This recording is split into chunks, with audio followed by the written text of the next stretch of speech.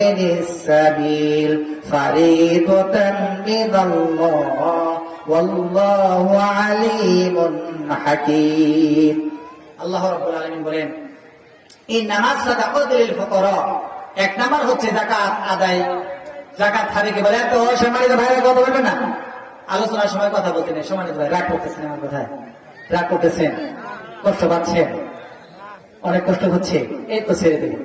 আল্লাহ পাক বলেন নিশ্চয়ই আটটা খাদ্য হিসাব করে রাখেন ইন্নামাস সাদাকাতু নিশ্চয় সাদকা এবং যাকাতের মাল লিল ফুকারা প্রথম খাবে হলো ফকির ফকির যারা যে ভিক্ষা নেয় আমরা জানি তারপরে আল্লাহ পাক বলছেন ওয়াল মাসাকিন দুই নাম্বার হচ্ছে মাসাকিন মাসাকিন কি বলেন যেমন সালাম ছেড়ে ধরেন অনেক বিজনেস বিশাল বড় বিজনেস কিন্তু হঠাৎ করে সব ব্যবসা শেষ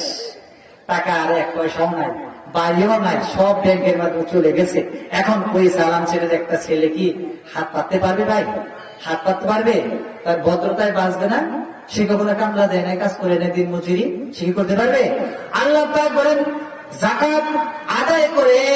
ওই গরিব ভদ্র লোকটাকে দাও নামাজে পড়ে কিন্তু পেটে খাবার নাই কারো কাছে বলে না যে আমি খাই নাই